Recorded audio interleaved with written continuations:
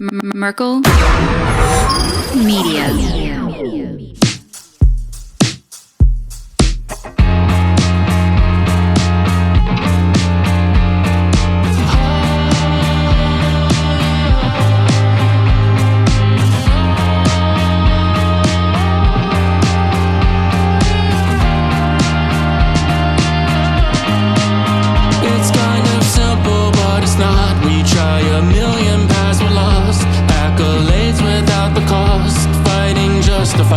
I'm exhausted, looking for everything in the shadows. Start looking at people like they don't matter.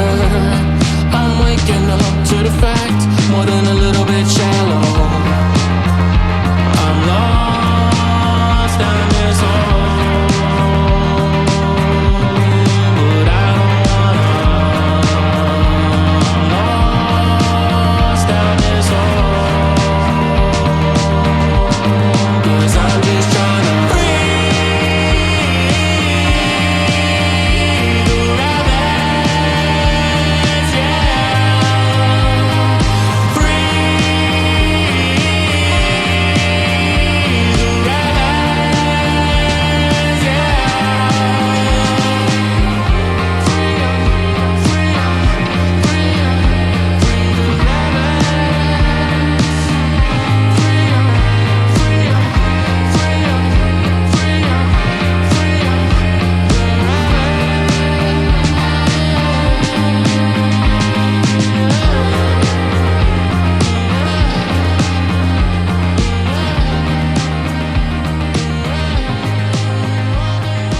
What's good, everybody? This is Joel Thomas, and this is Free the Rabbits, or if you're watching on YouTube or Rumble, Free the Cats, because I'm sitting here holding this little guy, Grayson. He's one of the newest members of our family, and I'll tell you a little story about him. Here you go, buddy. You can get down now. I like to donate to the animal shelter when I can, and about 3 months ago, I walked into the shelter. I was dropping some stuff off, and I'll look at stuff that's in the cages, and I saw this little kitten. He's gray and white, and he just looked so cute. And I stuck my finger in there, and he wrapped his little paw around my finger. And the lady that worked there said, "You want to hold him?" I said, "Yeah, I'll hold him." And that was a wrap. And he became the newest member of our family. And he is awesome. Now, you're wondering why I just went into this story about a new cat friend that I have here at the house. So today's episode is going to be about cats. It's going to be about domestic cats, how they came to be, some of the weird conspiracies that go on about domestic cats. Also, we're going to talk about cat men, lion men, all these cat gods in Egyptian culture that also spawned off into domesticated cats, which were a huge part of Egyptian culture. We'll talk a little bit about that and what I think that cats were designed to do or that were DNA manipulated to do for us, or just maybe because of their own DNA composition. We'll get into a lot of that today. I think it'll be a lot of fun. But before we get started with any of that, one thing I didn't do last week on the first episode was get into a little bit about the podcast, where to find this podcast, what I have going on here in the future. Number one, I just want to say thanks to every single person that reached out when the first episode of the podcast dropped. It was pure insanity. Apple started blowing up. Spotify started blowing up. YouTube, tons of comments. Rumble started blowing up. Everything really started moving in a positive direction. And I really appreciate the love, guys, because that's what I'm looking to do with this podcast is help spread love, help spread compassion. We're going to look at these cool things, but we're also going to go outside and touch grass, connect with our neighbor. That's part of what this podcast is going to be about. And it was overwhelmingly positive from everyone that reached out on all the platforms. And I do want to read some comments because I will do that every week. Positive comments only. Any negative comments will just get pushed to the side. We're not trying to push any of that stuff here on this podcast, but I will start with Apple. The best name is Nephilim Portal Baby, which if anyone knows about the Nephilim Portal Baby series I've done, that is where that's from. Joel's podcast is the best podcast ever. On point with the topics. This guy knows what he's talking about. Just listen to it. You won't be disappointed. I appreciate the kind words, Nephilim Portal Baby. I hope that I'm on point with the topics, and sometimes I might not be. Sometimes I might have a differing opinion of what you might have on a topic, but that's okay. That's why we're here, to share ideas and then live life. We've got Brevity and Levity by Atlas Smirks. Trying to rhyme, not sure why I like brevity. That's why I found podcast is there's not enough time in the day to get to the bottom, but long form is excellent. Stoked for the release. Now do necromancers. That is very interesting. You brought up necromancers. That's a great idea. Also, speaking of podcast ideas, on Spotify, I will have a section when you go to the episode where you can give me podcast ideas. So if you want to say how much you like the show, cool. But in addition, if you have podcast ideas, I will put those in the bank and add them to stuff that I'm already looking into, already researching. I think that'll be kind of cool if I can get you guys involved with some of this too, because you guys seem like you're ready to get involved and I love it. So we got one more here from Apple. Excited for this show. The great listener is the name. Joel is always a great listen to and mixes comedy along with his thoughts. This show will be epic. Just trying to have fun, guys. This is what the whole point of this is. We're not going to sit here and live in fear and, cry and moan all day long. That's not why we're here. We just want to share ideas. Obviously, look at things that are coming down the pipe, but at the same time, don't let them control us. And it seems like you guys are very much on board with a lot of that right now. I'm going to jump to Spotify. We've got Nikki Split. I enjoyed this first episode. Looking forward to more. I like things that open my mind to think. We've got James Hoberty. Loving the podcast so far, my dude. Glad I'm not the only one who thinks the way you do. Excited for more to come. But most importantly, keep spreading love and kindness. And I've been getting a lot of this from you guys, is spreading the love and kindness. And that's what we're here to do. I just love you guys are on board with this concept of looking into conspiracies, but not letting them control us. And I'm thrilled right now that you guys are on board with this. I'm going to go to YouTube now. We've got John Sergei 9043. Glad to be part of what I like to call the free range rabbits. Excited and definitely tuned in. You know what, John? I'm going to go ahead and make this a thing. Anybody that follows this podcast and loves this podcast is a free range rabbit. That's what we're going to be. FRRs, free range rabbits, because we're not in the rabbit hole. We are out of the rabbit hole and we are spreading love and kindness and connecting to our neighbor. Free range rabbits, that's a done deal. And that is going to be part of the show going forward. Appreciate that, John. We've got Cheryl Divine 42. You're phenomenal. I'll be watching every episode, which, by the way, if you're on Spotify or Apple or any of the other ones like Amazon, if you want to watch the show, you can subscribe to Free the Rabbits on YouTube and Rumble, so you can watch the whole show. I'm here every week, every Friday. And one more from YouTube. We've got Audacious Amber. It's easier to fool somebody than convince them that they're being fooled. Yes, Amber, that is absolutely correct. And that also includes the conspiratorial world.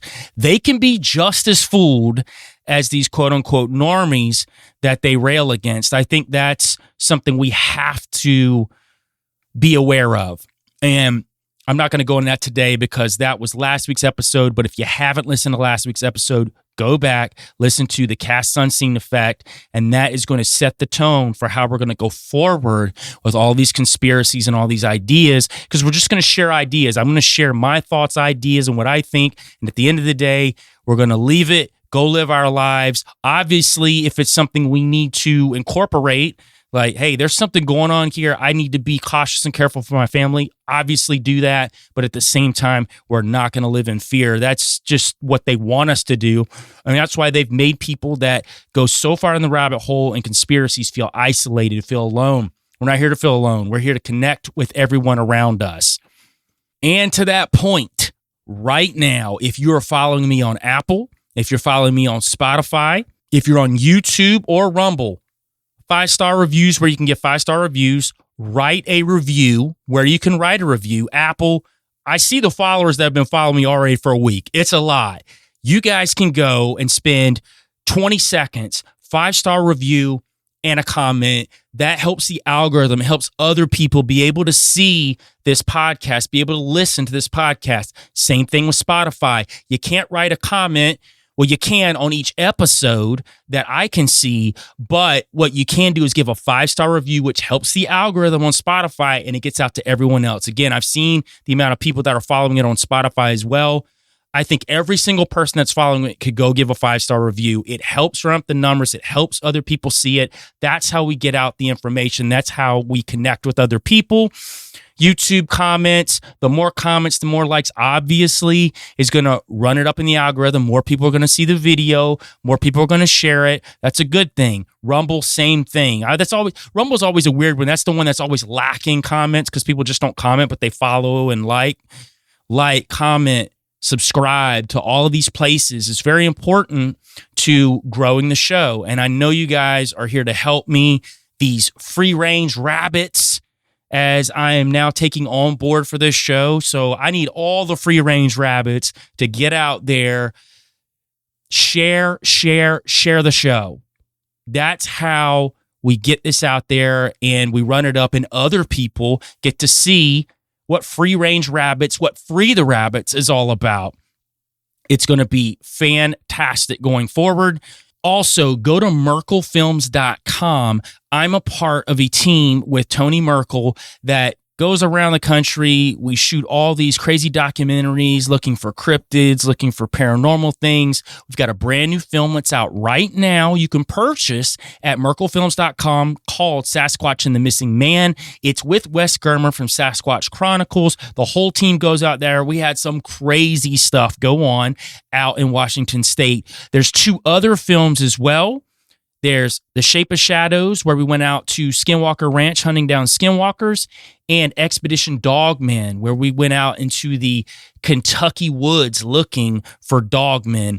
Crazy stuff happened on all those trips. We've got some new documentaries that are in the pipe that we're going to be shooting in the future. Going to be some really cool stuff. Get ready.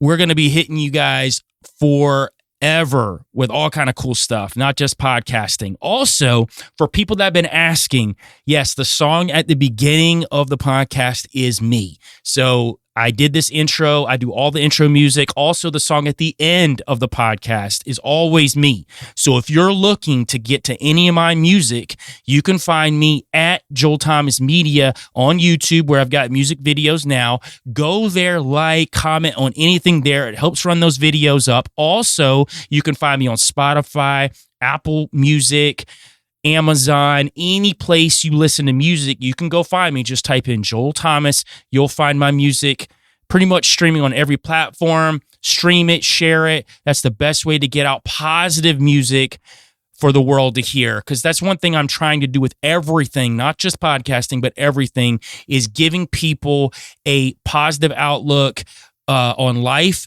and at the same time being able to listen to something that gives you something more than just the negativity that's going on in the world. All right, guys, we got all that good stuff out of the way. Let's get to the episode. Cats. So I've always been interested in cats. I've always been a big cat fan. Probably like them a little more than dogs. And I know there's people that are big dog fans and they can't stand cats. Cats annoy them. I think for me, what I always enjoyed about cats more than dogs was their ability to be independent. They don't need as much from you. Dogs need everything from you. I guess cats are more like anti the system, where dogs are like what people in the conspiratorial world called normies. You know, they're doing whatever you tell them to do for the most part. But they're also man's best friend. And I've had plenty of dogs growing up, and I love dogs too. I'm just making jokes. I think that cats and dogs serve their purpose, but I love cats. And there's an interesting correlation with cats in the paranormal world. We all know about black cats, how they've shown up throughout history. In some cultures, they're considered good luck. In other cultures, they're considered evil. We're not going to get down the black cat rabbit hole today. I'm just using that as a point of reference. But cats are a part of this paranormal or spiritual world. And is there something to it, is the question. Is there something more than just the stories, right? Or people that are involved in Wicca or witchcraft and how they use cats. Is there something more to it spiritually? And me as a Christian, is there something that we can look to cats for and say, hey, this is a viable thing? this is something they might be able to do. And I think there's some really cool ideas here with cats, and we're going to go into it today. But I'm going to do a quick little overview about cats. We're going to get into where we first started hearing about them domesticated, because there's a difference between domesticated cats and cats that are large cats or wild cats, because we've known about cats since the dawn of time, but we don't know a lot about the domesticated version of cats, how they became domesticated. Was there some sort of DNA manipulation that changed cats to domesticated? Maybe there's a possibility for that too. We're going to talk about some of that today. Is there such thing as hybrid cats that are hybridized with men or other supernatural creatures? There's a possibility, and we're going to talk a little bit about that today too. Cats are actually the most common pet in the world. Since the beginning of human civilization, cats have been companions to people. That's an interesting line. I don't know if that's necessarily true as far as companions to people, because that happened a little later with Egyptian culture as far as being documented. But I guess beginning of human civilizations, there are some talk even in Sumerian cultures of cats, but we'll find that the Sumerians didn't have this crazy affinity to cats. They had a crazier affinity with dogs. And I find it fascinating that cats, as being spiritual beings, as being revered, as being domesticated partners to humans, didn't really surface until Egyptian culture, which I think is crazy, right? But we do know that cats have been around for a long time. In what format, we're not really sure. Now, obviously, I'm not a big proponent on evolution, and you'll know that from me talking on this show. Again, if you're into evolution, that's cool. That clearly means you don't have a belief system in God, or you are part of the cosmology that believes that God created the Big Bang and then let everything evolve afterwards, which I've heard both of those theories. I'm not a proponent of that. However, I am a proponent of old Earth, and I do think that adaptive evolution has definitely happened for sure. So we've seen that with plenty of animals that, end up having webbed feet, or their makeup changes because of the environment that they're in. Even cats, dogs, we don't know what was on Noah's Ark after the deluge, right? We think there was one of every kind. So obviously there wasn't a bunch of different domesticated cats and dogs that were on this. It was probably some sort of wolf. And then from that wolf, we had adaptive evolution, which obviously breeding. Afterwards, we had different genetic spawn-offs from this original source. And we can get into what was actually on the ark. Was there DNA on the ark, which I've heard that argument before too. We won't get into that today, but we will get into cats and where they might have come from, what the modern house cat is a derivative of, since Egyptian culture is where it really came to the forefront. Now, we were just talking about the Middle East and Sumeria. So just recently, researchers discovered that in the Mesopotamian region in Turkey and on the Mediterranean island of Cyprus, cats were living among people thousands of years before they existed in Egypt. Now, this is recent because we thought before that Egypt was the source for domesticated cats. We've just recently found out that there were cats on the island with people. Now, there's no evidence that they were domesticated. We just know from very, very few skeletons that were found that there were some there. We don't really know the context of what they were. Now, Africa is another one. The ancient Egyptians began domesticating the African wildcat as early as 4,000 years ago. In ancient Egypt, people believed that cats were magical, divine, and godlike. In fact, ancient Egyptians worshipped a feline goddess named Bastet, who was depicted as half feline, half woman. Now, we're going to get into some of these feline gods and goddesses of different cultures later on, because they will play into this theory of DNA manipulation, what the house cat came from, and were there hybridized versions of these cats. And I think there's a possibility for sure that there could be as we go through this. We know that Asia, around 3000 BC, people of China began to domesticate the leopard cat and western wildcat for pest control. And the little cat with the little arm that does this. So we know that cats meant good luck in Chinese culture.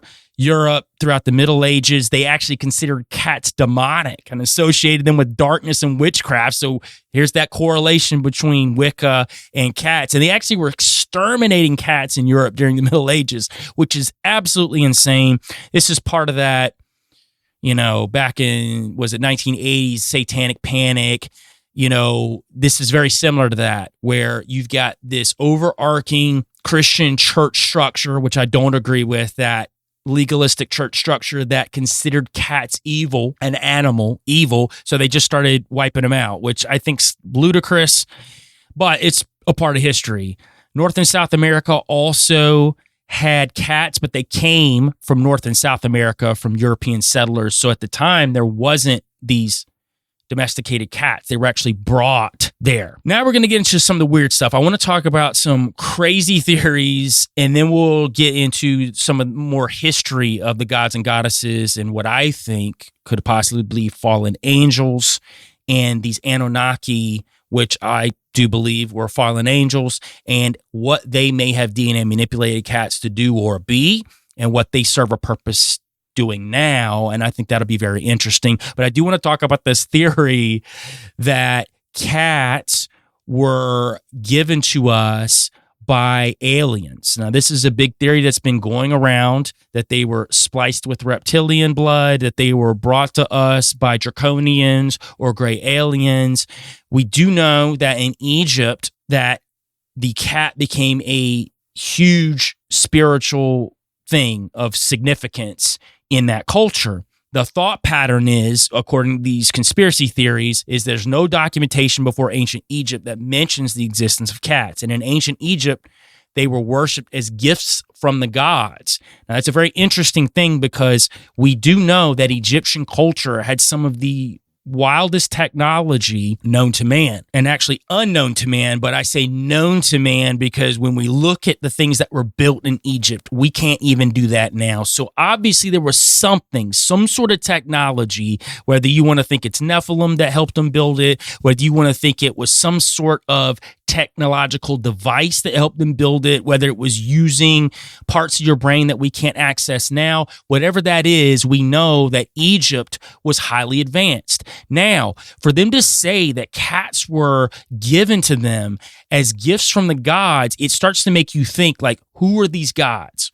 Now, in my opinion, in the cosmology that I follow biblically, the gods were one of two things. They were either this Elohim, part of this divinity of gods that's right underneath Yahweh or Jehovah, or whatever you like to use as a reference to God, or they were fallen angels, part of the 1/3 of angelic kind that left heaven, the dimensional space of upper tier heaven.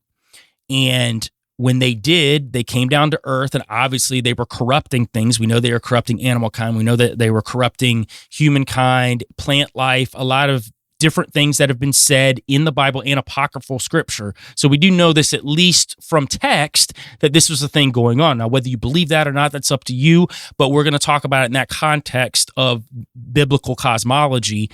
And as with several of these premises, the propositions are mostly true, but also somewhat disputable, which I said earlier, it has been proven that in Mesopotamia, in Sumerian culture, that cats did exist. They talk about cats, and I'll talk about this later on in this episode. Cats were talked about, but they weren't revered. There were no cat gods, which is crazy because all other cultures have cat gods, have some sort of hybridized cat god that Sumerians did not have. However, Sumerians did have dog-headed gods, did have dog gods, which I think is very interesting when you look at this weird dynamic, because Sumerian culture is said to be the earliest known writings. I believe that the original Sumerian culture was predated Adam, which was in old Earth, when you had these angelic civilizations, when these Anunnaki were ruling for thousands and thousands of years, which is documented in the King's List. So we do know that. Now, people want to point to Sumerian culture pre-BC, after Adam, as a time period that's when it happened. I think there were two Sumerian cultures, in my opinion. I think it's documented that the old culture was before a flood, which I think was at least the flood before the deluge, right? I think there were at least 2 floods that we know about. I think there was a flood before Adam. I'm not going to go deep down the rabbit hole of old Earth today. I've done several podcasts that are floating around out there about that, and I'll do that in the future, maybe another episode on old Earth. But back to this Sumerian correlation with cats, they don't talk about it that much. It's in their writings, but it's not a part of their culture, which maybe they just like dogs better, but I do think that there is a super spiritual significance to both of these cultures. Now, one of the things about Egyptians were that exporting domestic cats was actually illegal per the Egyptians. As a matter of fact, they would kill you if you got rid of a domesticated cat because they were considered to be of the gods. They were considered to be divine. Now, just looking at skeletons is basically impossible to say when cats stopped being wild and started being domesticated. So we don't know really that domestication process, but we do know in Egypt is the first known documentation of domesticated cats. So there's something to it. If you got a culture that's saying these are from the gods, they were gifted to us from the gods, well, what is that? What does that actually mean? Were they literally given to them by fallen entities or Elohim as a gift to them to help them in their spiritual connectivity? It's a possibility. Now, back to the alien idea, because we're going to follow this real quick as far as what people are saying about cats that's out here in the conspiratorial world. Another thing that's baffled by science is a cat's purr. They cannot determine how the sound is produced.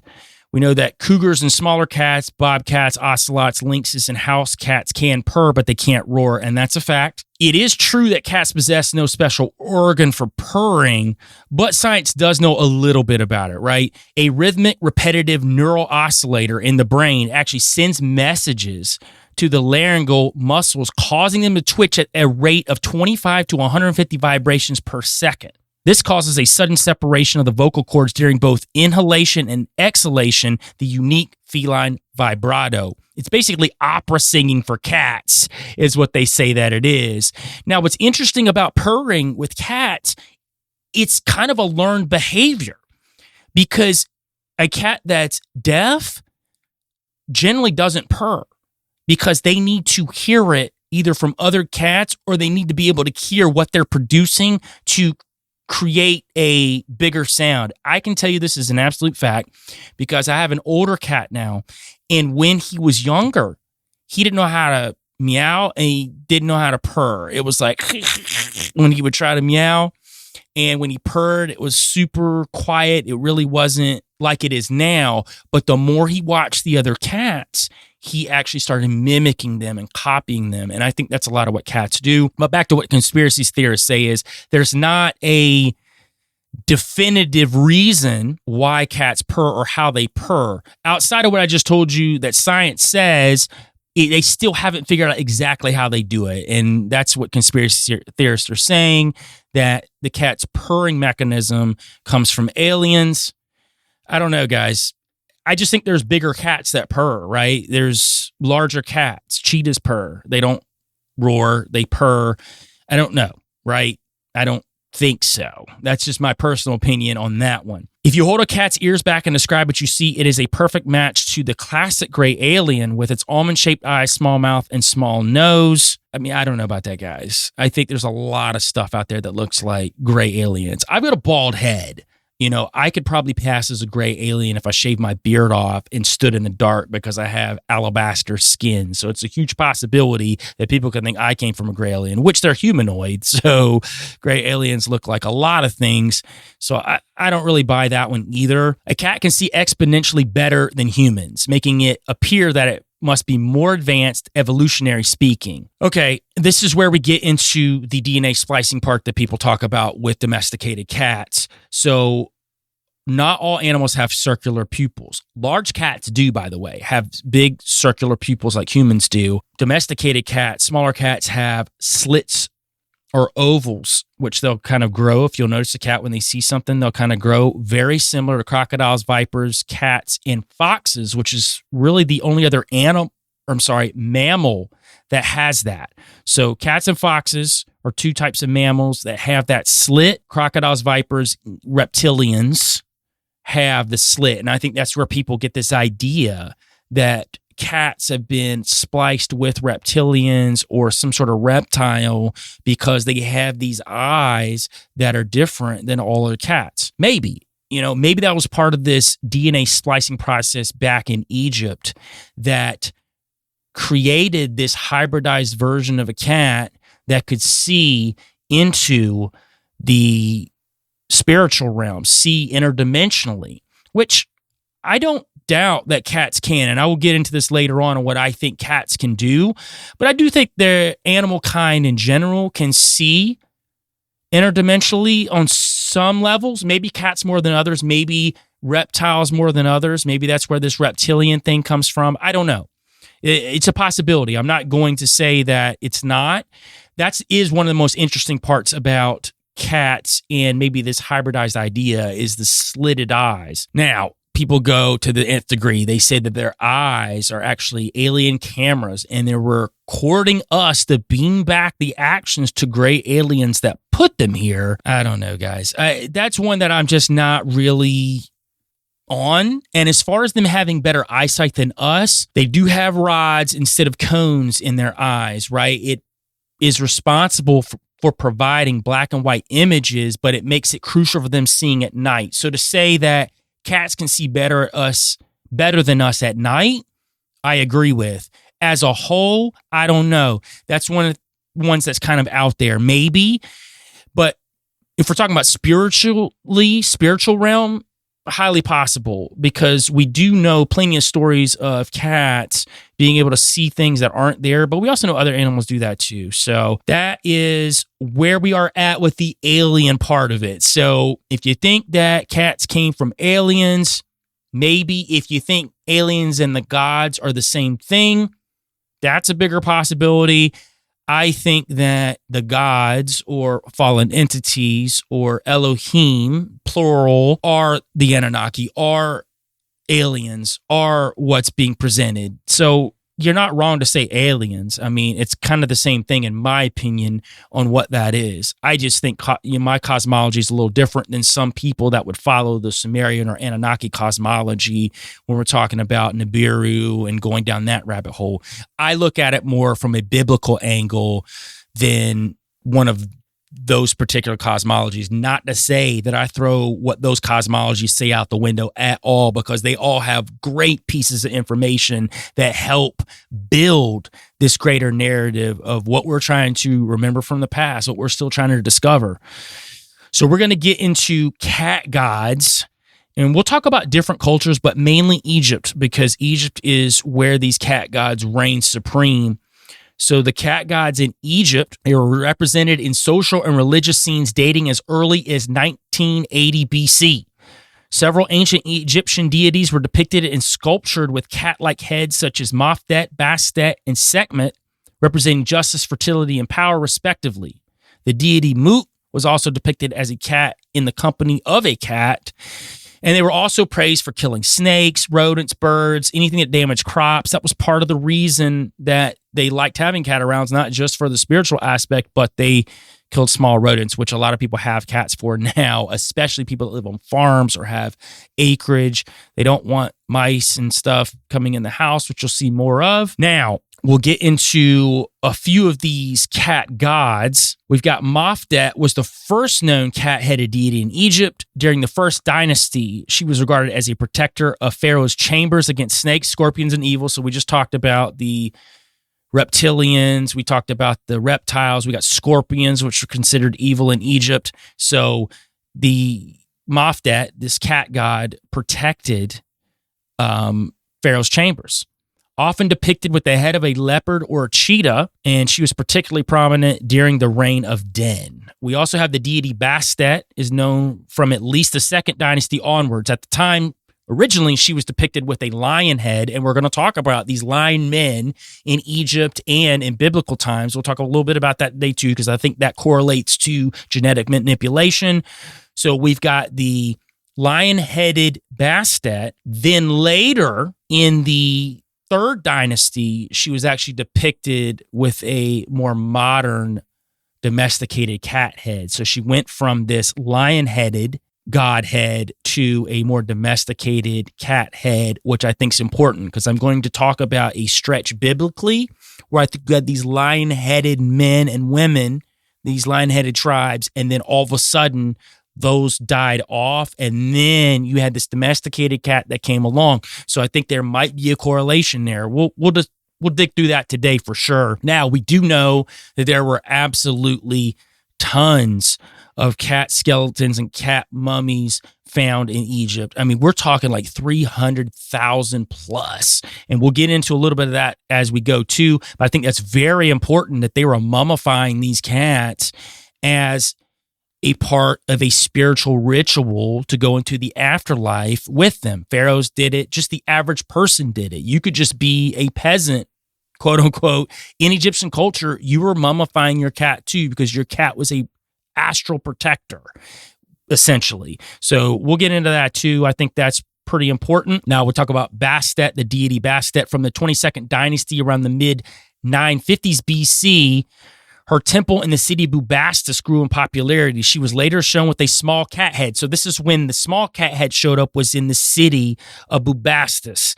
And we'll get to Bubastis here too. I'm just giving you an overview of these two cat goddesses because they were very important in Egyptian culture, more important than some of the others. Now, during the Hellenistic period between 323 and 30 BC, the goddess Isis became associated with Bastet and cats, as indicated by an inscription at the temple of Edfu. Isis is the soul of Bastet. In this period, cats were systematically bred to be killed and to be mummified as sacrifices to the gods. So at this point, Egyptians were actually sacrificing these cats to the gods. So you had a switch from them revering them, which they still did, but this was a huge sacrifice because if the gods asked for it, they sacrificed these divine beings essentially and then mummified them to be protectors in the afterlife. So they were literally killing them to do that. But this is when you've seen that switch between Bastet from before, then all of a sudden the goddess Isis takes on board this embodiment of Bastet, which I think is very interesting when you get to Isis, because this tracks back to the goddess Astarte, which I believe that the Nephilim worshipped was a fallen entity, which Astarte trickled down into Ishtar, which is the Babylonian goddess, and then that became this Isis. So I think this Astarte, Ishtar, Isis was this one central fallen entity or Elohim that all these different cultures worshipped because it was a derivative of each other, which I think's interesting that Isis is associated with Bastet. You have this lion-headed goddess who changes into this other domesticated form head, and then Isis becomes associated with that correlation of cats. So here you have this Isis figure, which some people think that the bloodline of Isis is this matriarchal Nephilim bloodline that has trickled down throughout all of these different bloodlines of royalty. And here you have this cat-headed goddess who's representative of that. Again, this happened later on down the Egyptian line when Isis became associated with Bastet. But I thought that was pretty interesting when I ran across that. Pretty cool too. Now, we were just talking about excavation of cats and how many cats that were found that were part of these cultures. Now, we've got the Egyptian Exploration Society. They funded excavations in Bubastis in the late 1880s, accounted for numerous cat statues, and they found 200,000 mummified animals, most of them cats, and they were found in the cemetery of Beni Hassan in central Egypt. So we know that just in this one place, that 200,000 animals were mummified as part of taking them to the afterlife, and most of them are cats. So again, Egypt revered cats for some odd reason, and they had a lot of cat goddesses. Now, we'll go a little bit deeper into some of these goddesses. We were just talking about Mafdet, and Mafdet defended Ra from threats during his daily voyages. She would hunt by night and ensure the coming of dawn. So Mafdet would be the protector of Ra during the nighttime. And this kind of plays into the domesticated cat being a nocturnal animal, moving in silence at night. Some people think that when they sleep, they're actually moving around in the astral realm. That's why they sleep so long, because they're actually transporting their astral body and patrolling the area that they live in, protecting the people that they are with, which I think is a very interesting concept, especially when we start talking about astral projection, astral dreams. And I don't know if you guys have ever listened to Vicky Joy, and she's been on tons of podcasts at this point, but she talks about demonic entities, fallen entities trying to trick us or make us do blood oaths in the astral realm while we're asleep in our dreams. So I think it's very interesting that here's this idea that cats are able to astrally project as just a part of their DNA makeup. And when they are solidified in a place that the people who take care of them, they protect in this other realm, which I think is very interesting, because I can even talk about personally about dreams I've had where weird things were happening and then my cats were in there and then things dissipated. So I'm not saying that it's true or not true. I just think it's interesting concept that this could be a possibility, that cats are able to move around in this other dimension. And I don't see why not, because animals throughout history have been able to do things that we don't understand. Why wouldn't they be able to do things also in these other realms? I think it's very interesting. We'll get to Bastet again as well. She is a goddess of ancient Egyptian religion, worshipped as early as the Second Dynasty, which you talked about earlier. She was worshipped in Bubastis in Lower Egypt, originally as the lion goddess, which we talked about. And it was also a role that was shared by Sekhmet, which was also another cat goddess. So later on, she was depicted as the daughter of Ra and Isis and the consort of Ptah, and whom she had a son, Mahes. And Mahes is important because that's one of the lion gods that we're going to talk about, one of these lion men that we're going to get into here in a minute. But obviously, she was having children that were half lion, half God or human or whatever, right? But during this period of time, she moves into this regular cat-headed form, right? Out of the lioness form that she originally had. So she moves into this other form.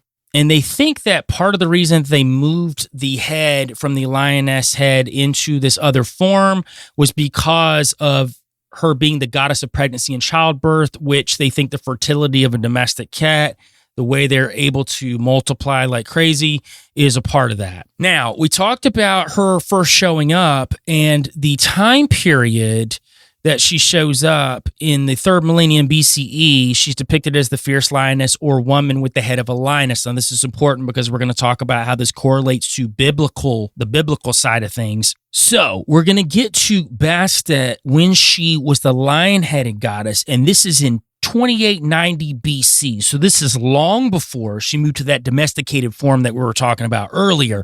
But this correlates biblically to these lion men. So you've got the chronology of Moses, who was born in 1653 BC. So this is during that time of those lion-headed men, lion-headed goddesses. He probably saw some of this. This is just to give it a context because, Moses, when he left Canaan to go to the promised land, it was all during this period of time. So I get to that because David was after that. David reigned from about 1000 to 962 BC. Now, the interesting thing about David, there is scriptural verses of David's mighty men, Benaiah, hunting down lion men of Moab. So we know that lion men were running around at this point. So were they a derivative of this lion-headed goddess, this Bastet? Now we know biblically that David, and by proxy Benaiah, who was one of his mighty men, actually killed 2 lion-like men of Moab. So we've got Benaiah, who's known for going to a pit on a snowy day and killing a lion, and for killing powerful Egyptian men, the lion men, in 2 Samuel. Now, 2 Samuel 23:20, and Benaiah the son of Jehoiada, the son of a valiant man of Kabzeel, who had done many acts, he slew 2 lion-like men of Moab, and he went down also and slew a lion in the midst of the pit in the time of snow. Now, this is for some people that are just now following me, because I have talked about this particular verse before on several Nephilim episodes, but I think it's important when we're talking about these hybridized lion men. So when he slew these 2 lion-like men of Moab, lion-like men, it stands for Ariel in the Hebrew. Now, Ari stands for lion, and El means godlike. So we know biblically that these lion-like men were of the gods. So it's not a stretch to say that Bastet was some sort of hybridized Nephilim, or could have been a cherubim, which the cherubim were said to have 4 different heads: the head of an ox, the head of an eagle or some sort of fowl, the head of a lion, and the head of a man or humanoid. So it's said that the cherubim could shapeshift. So possibly they shapeshift into a lion man form or lion woman form. And that's what Bastet was, which I kind of lend more to maybe the fallen angel or Elohim version of that. It's a huge possibility. But I bring all this up about David and the mighty men because around that period of time that David and the mighty men are running around killing these things, that's around the time that Bastet changes from this lion-like goddess into the domesticated cat form. So I almost wonder if these lion-like men or women or whatever, these hybrids, were getting killed off.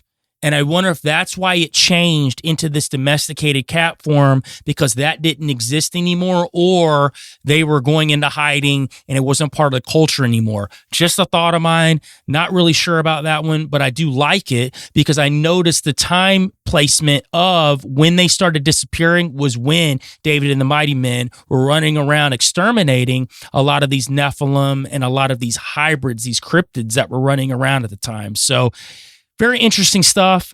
We do know that lion-like gods popped up everywhere in all cultures, not just in Egypt, because we talk about several goddesses there, but also in Babylon, we got Nergal, which was also representative of a lion-like being. So here's this other culture that has this lion-like goddess. We got Indian cat deities. We got Dewan, which was a sacred tiger. A little bit different than the lion-like stuff. We also got Japanese gods as well, like Kasha. Oddly enough, again, back to this culture that did not seemingly have any cat deities was the Mesopotamian culture. These Anunnaki, there were none. Now, we had plenty of gods that were dogs. We've got Gula, which was said to exterminate demons.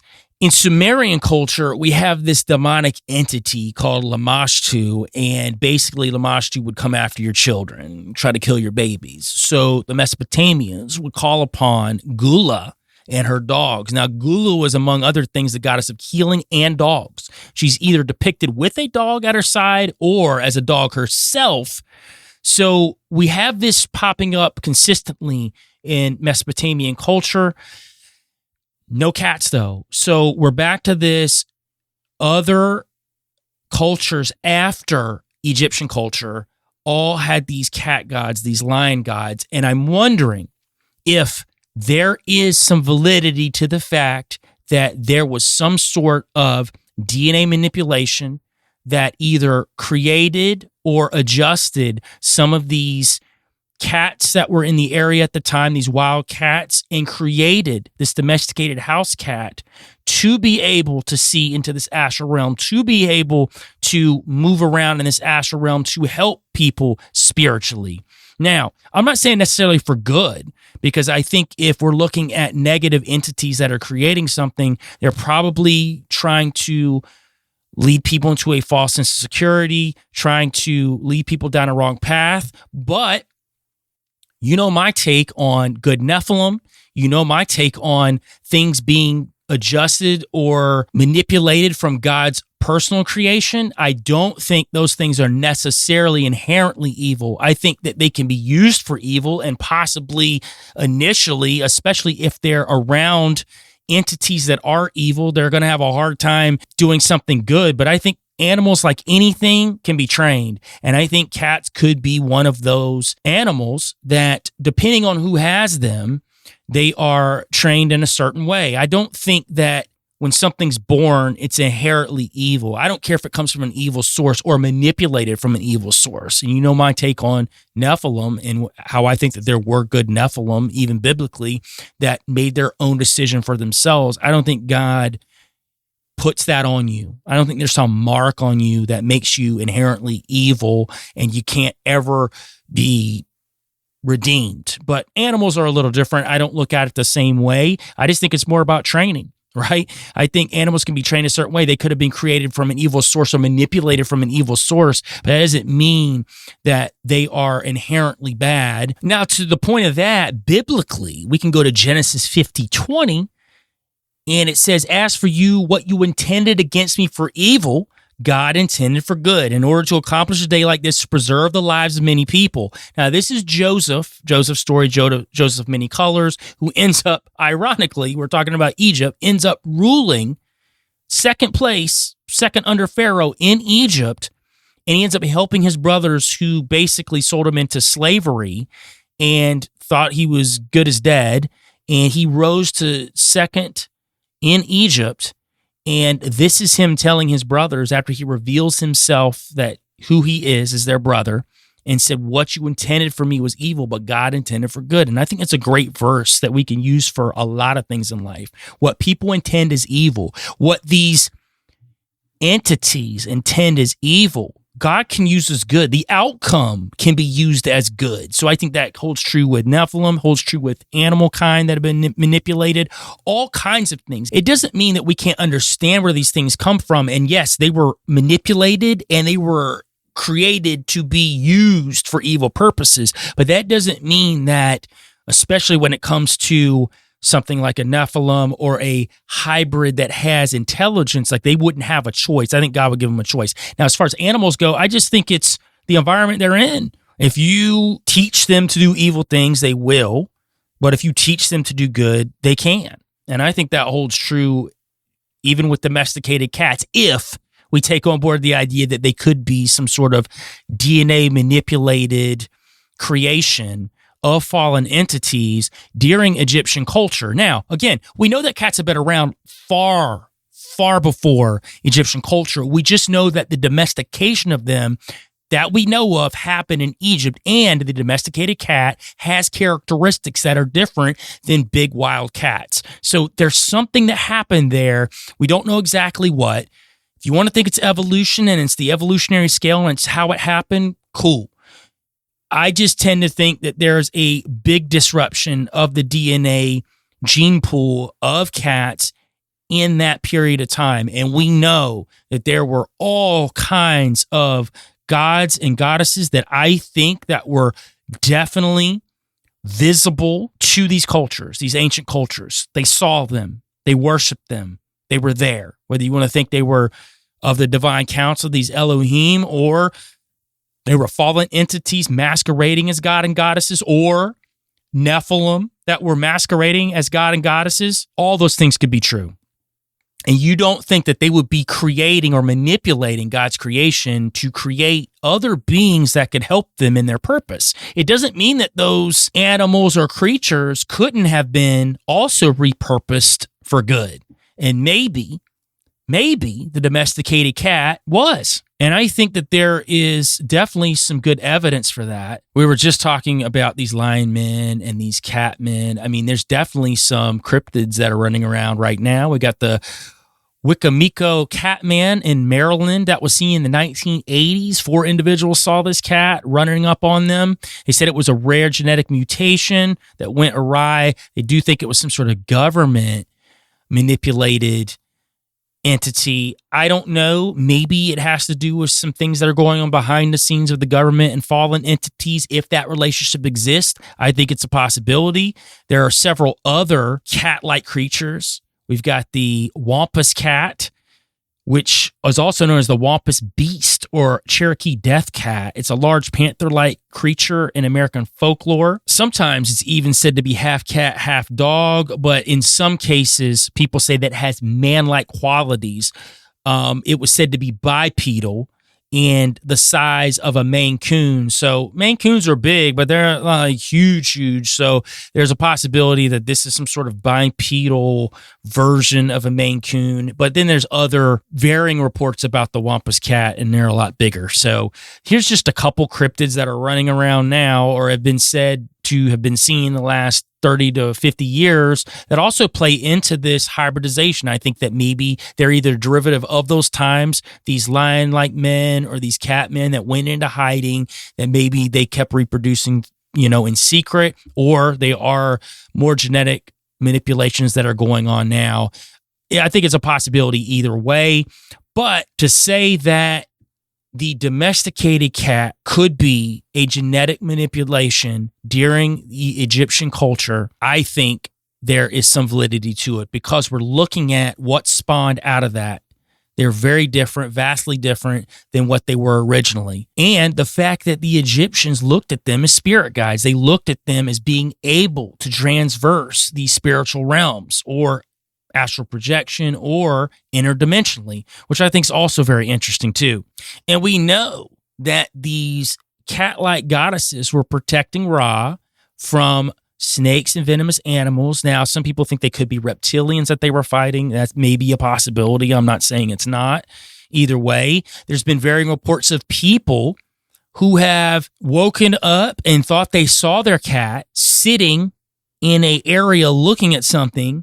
And when they looked down, the cat was still sleeping on them. So they were looking at the astral projection of their cat, who, again, could be warding off negative entities.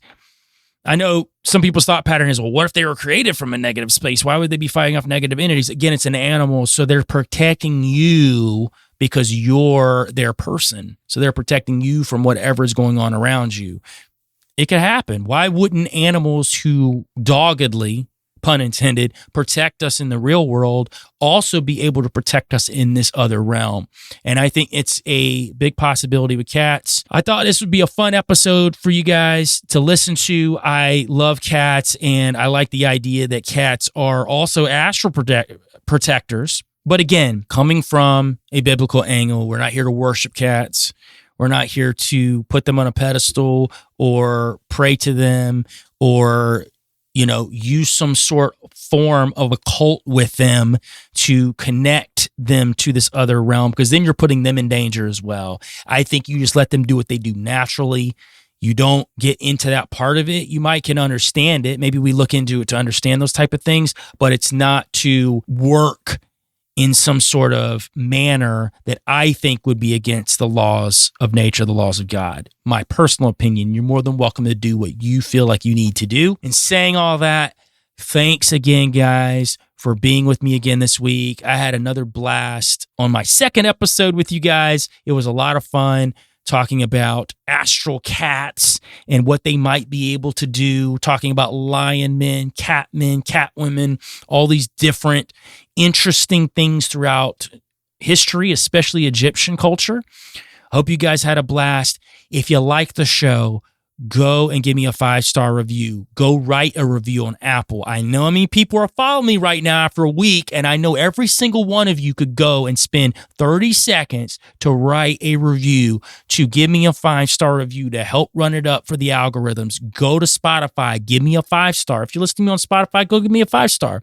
You can go write on each episode and I'll see it. And obviously I'll try to interact with everyone every week and pull out some of the best reviews. I'll try to go through them as I can. You guys are already barreling me all over the place with them. Go to YouTube, give me a good comment, give me a like, subscribe if you're not subscribing. Go to Rumble, like, subscribe. I'm going to tell you right now, if you're on YouTube only, you won't get every episode because there'll be some episodes that will not be YouTube ready. YouTube won't accept it. Because of the subject matter that I'll be talking about, you're going to need to subscribe to Rumble if you want to see the video. If not, you can listen to me on any platform. Rumble has an app now. Go get the app. It's very easy. Go get the app and follow. If you're just following for this podcast, awesome. In saying that, guys, I love you. This has been awesome. Let's continue this train, right? Let's continue this train of positivity and what we're trying to do in the conspiratorial world now. We're trying to connect to other people. We're not trying to get lost down the rabbit hole. You know, all my free range rabbits out there, FRRs, I see all you guys. We are literally free range in this thing. We're not going to stay down the rabbit hole. We're going to get out in the world. We're going to connect to people. We're going to have a good time. That's another thing. Go out there and have a good time. And like I like to end it every single podcast, go outside and touch grass and get your tail out the hole. Thought my old motto was a VA. I was working 4 cylinders to death. Put it on me, no teammate. Dreams running on fumes, no rest. You could bargain for my soul for a mention and a couple billboards, no less. Yeah, thank God for a couple roadblocks. I don't know if I'd have stopped where the road ends. Spent years looking for the real me, always came up missing. Yeah, tried to find it at the bottom of the bottle and I promise ain't sipping. Yeah, drowning in my vices, I thought I was flying. Yeah, using darkness for my lighting, missing with the timing. For the real me, always came up missing. Yeah, try to find it at the bottom of the bottle, and I promise ain't sipping. Yeah, drowning in my vices, I thought I was flying. Yeah, using darkness for my lighting, missing with the timing. Spent so many years on the sidelines, trying to be the highlight, right under the bright lights, breaking all the guidelines. Yeah, missed the boat with no lifelines. Yeah, screaming I don't need you. Fighting but I'm free to. Neon lights make a path for my breath like smoke in the cold every weekend.